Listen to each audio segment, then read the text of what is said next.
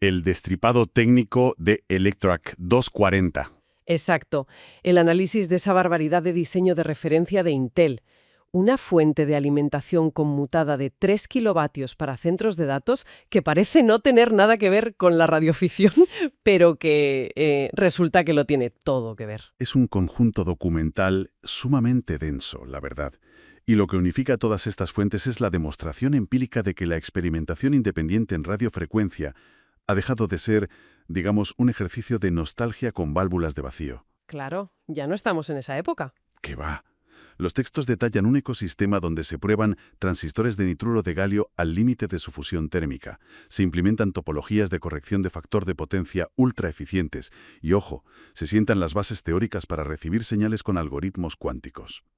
A ver, el punto de partida lógico para desgranar esta evolución, creo yo, reside en la capa física.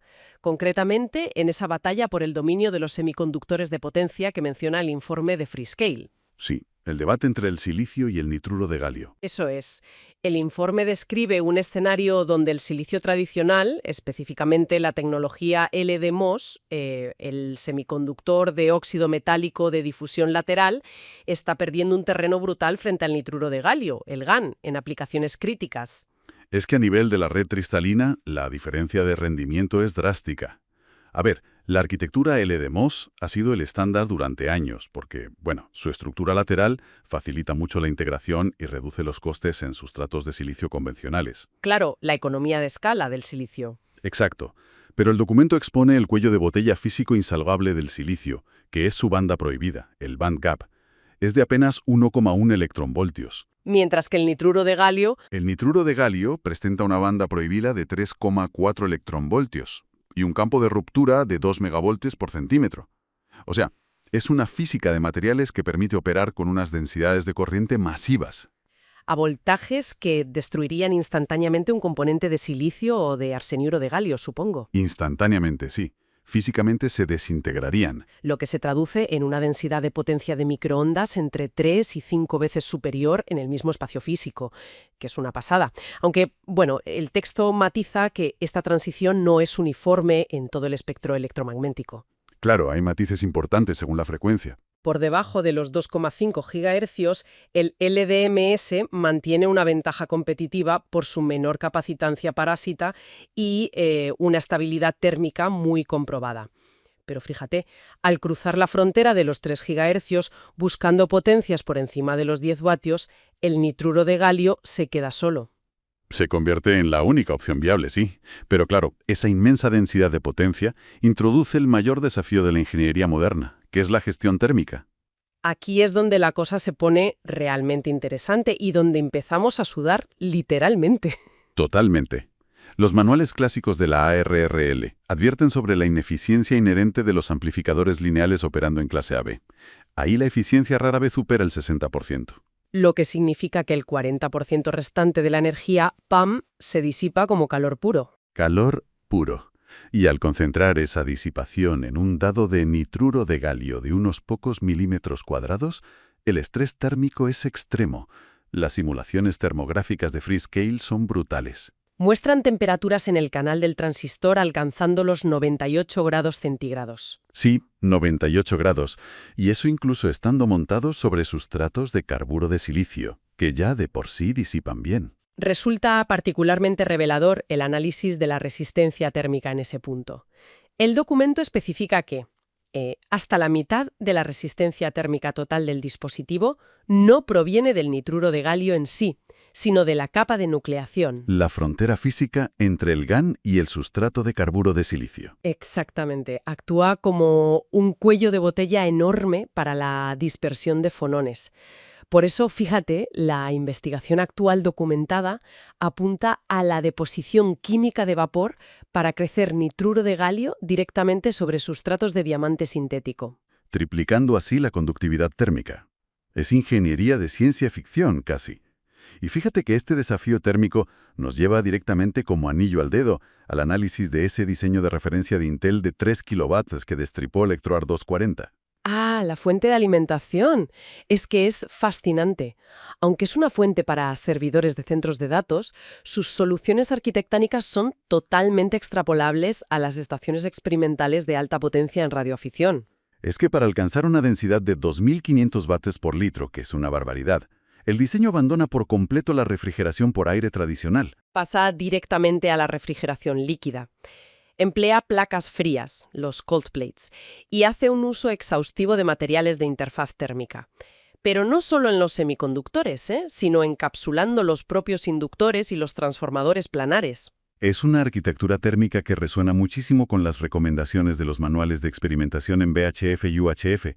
Esos manuales ya instan a abandonar las clásicas fuentes lineales pesadas de 13,8 voltios. Claro, porque alimentar módulos de GaN modernos requiere sistemas de 28 o incluso 50 voltios para optimizar la linealidad y reducir la corriente, minimizando las pérdidas óhmicas. Exacto. Y el diseño de Intel lleva esto al extremo con su topología. Implementa una corrección de factor de potencia, un PFC, tipo totem pole entrelazado, y todo basado en nitruro de galio. Y aquí es donde la cabeza me hace un poco de cortocircuito, en el buen sentido. Al sustituir los diodos lentos y con alta caída de tensión del puente rectificador por conmutadores activos de GaN de altísima velocidad, eliminas las pérdidas de conducción del puente. Sí, las borras del mapa. Pero claro, el debate que surge en la literatura técnica para nuestro sector es si una fuente conmutada de esta naturaleza, operando a frecuencias altísimas, puede realmente igualar la limpieza espectral de una fuente lineal tradicional. Esa es la pregunta del millón para los que hacen recepción de señales débiles. Exacto, para modalidades como el rebote lunar, el EME o modos como WSJT. El ruido de modo común en HF u VHF te puede destrozar la recepción. Pero el análisis del diseño sugiere que sí es posible, siempre que se preste una atención milimétrica a la contención de interferencias electromagnéticas. Por ejemplo, el diseño de Intel usa bandas de flujo de cobre, las flux bands, alrededor de los inductores del PFC. Para confinar el campo magnético disperso. Justo. Y además, la fuente utiliza transistores de carburo de silicio en un puente completo desplazado en fase para la etapa conversora de continua a continua, la de CDC. Logrando una conmutación a voltaje cero, el famoso ZVS. El ZVS, sí. Y el documento subraya que alcanzar esta conmutación suave requiere minimizar la inductancia del bucle de conmutación de forma drástica.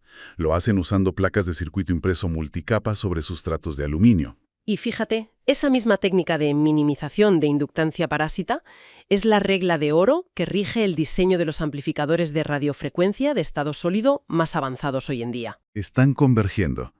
El diseño de fuentes de alimentación de alto rendimiento y el diseño de RF se están solapando. Y hay otro aspecto de ese diseño de Intel que enlaza perfectamente con la evolución de la radio: el control digital absoluto. Sí. La fuente emplea dos microcontroladores comunicándose mediante un bus SPI.